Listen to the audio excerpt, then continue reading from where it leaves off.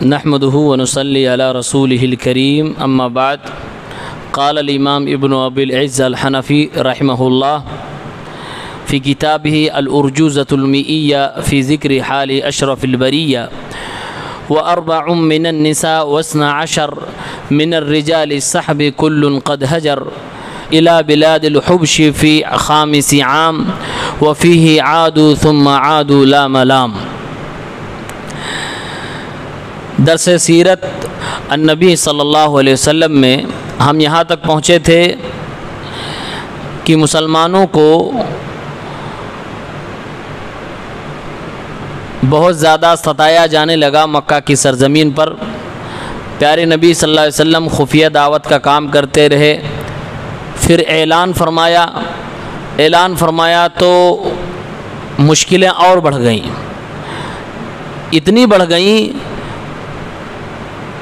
کہ مسلمانوں کو مجبور ہونا پڑا کہ مکہ چھوڑ جائیں۔ مسلمان بھی بڑھ ہی رہے تھے، ادھر مکہ کے مشرکین کو یہ پریشانی ہو رہی تھی کہ یہ دن بدن بڑھتے جا رہے ہیں، اب ہم کیا کریں؟ اس لیے ان لوگوں نے ہر طرح سے مسلمانوں کو ستانا شروع کر دیا، حتیٰ کہ ان کی جانیں بھی اب محفوظ نہ رہنے لگی۔ تو اللہ کے نبی صلی اللہ علیہ وسلم نے اپنے ساتھیوں سے، مسلمانوں سے یہ کہا کہ تم لوگ مکہ چھوڑ کر کہیں اور ہجرت کر جاؤ۔ تو یہ ہوا کس جگہ ہجرت کی جائے؟ تو اجازت دی اللہ کے نبی صلی اللہ علیہ وسلم نے کہ جو ہجرت کرنا چاہتا ہے، جو ان مصیبتوں اور پریشانیوں سے بچنا چاہتا ہے، وہ مکہ چھوڑ کے حبشہ چلا جائے۔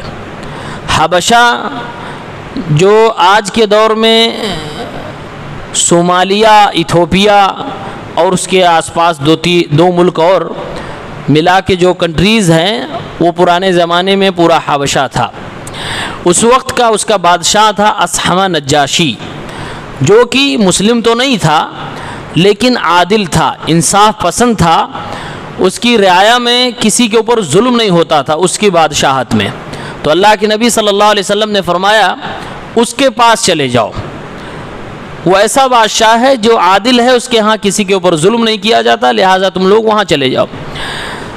رجب سن 5 نبوت کا دن تھا، یعنی اللہ کے نبی صلی اللہ علیہ وسلم کو نبی بنے ابھی 5 سال ہی ہوئے تھے کہ اتنی مشکلیں آ گئیں کہ مسلمانوں کو ہجرت کرنا پڑا، حبشہ جانا پڑا۔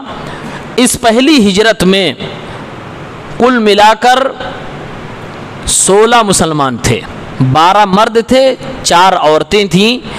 ان 12 میں حضرت عثمان ابن عفان خلیفہ ثالث رضی اللہ عنہ بھی تھے۔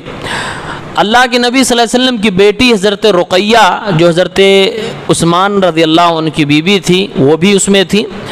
اور جو خطبے میں نے بتایا تھا ام سلمہ اور ابو سلمہ کا واقعہ، وہ بھی اس ہجرت میں دونوں میاں بیوی گئے تھے۔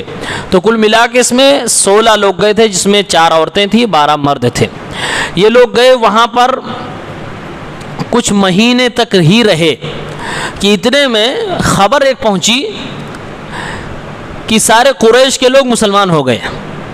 یہ خبر جھوٹی تھی لیکن یہ پھیل گئی، وہاں تک پہنچ گئی، حبشہ تک پہنچ گئی۔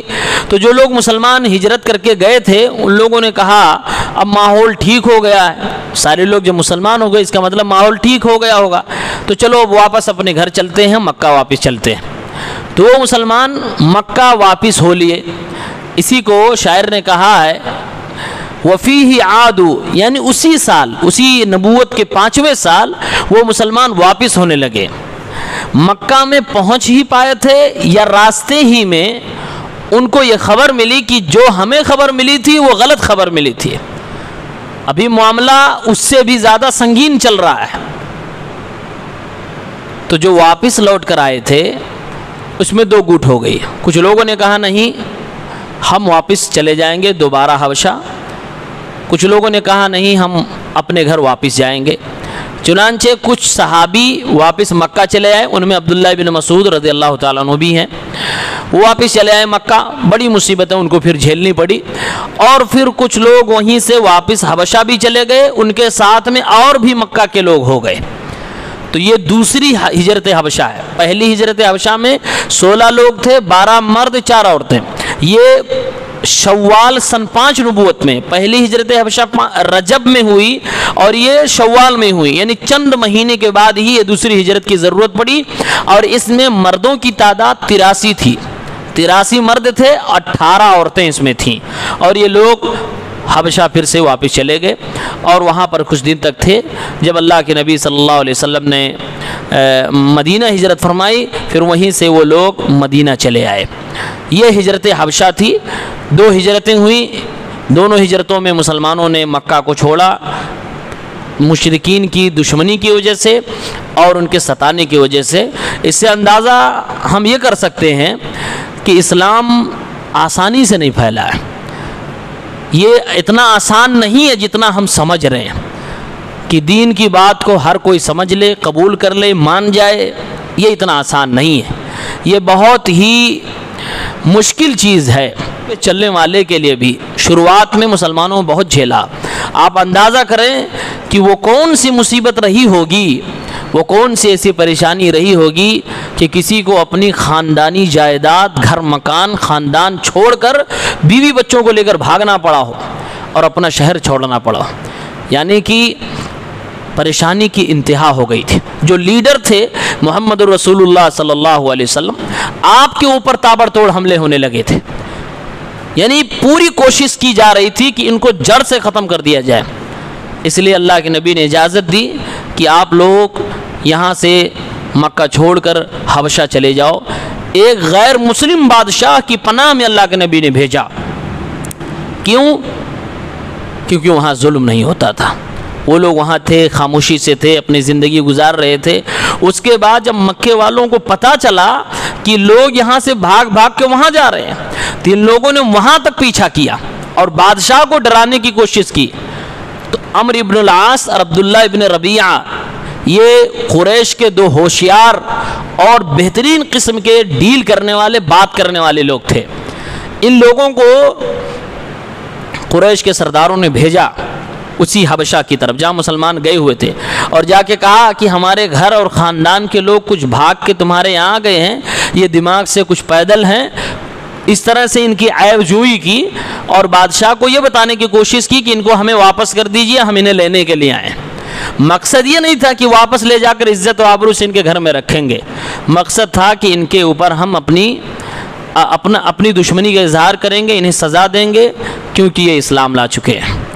لیکن اس بادشاہ نے کہا تھا کہ نہیں، میرے جیتے جی تم ان کو کچھ نہیں کر سکتے، میں انہیں واپس نہیں کر سکتا ہوں، مجھے ساری کہانی پتہ ہے، مجھے سارا ماجرا پتہ ہے۔ بہرحال اس بادشاہ نے وہ کردار ادا کیا جو میرے پیغمبر نے مکے میں رہتے ہوئے اس بادشاہ کے بارے میں فرمایا تھا کہ وہ ایسا بادشاہ ہے جس کے یہاں کوئی مظلوم نہیں ہو سکتا، کسی پر ظلم نہیں ہو سکتا۔ بعد میں یہ بادشاہ مسلمان ہو جاتا ہے، اصحمہ نجاشی، اور اس کا انتقال ہو جاتا ہے۔ پیارے نبی صلی اللہ علیہ وسلم مدینے میں ہوتے ہیں، ملاقات نہیں ہو پاتی ہے، آپ کو خبر ملتی ہے آپ صلی اللہ علیہ وسلم نے اسی بادشاہ کی غائبانہ نماز جنازہ پڑھی تھی۔ یہی بادشاہ ہے جو حبشہ کا بادشاہ تھا۔ بس یہیں پر اپنی بات ختم کرتے ہیں۔ اللہ تعالی ہم سب کو صحیح سمجھ دے، سیرت کو سمجھنے کی، پڑھنے کی توفیق دے، آمین۔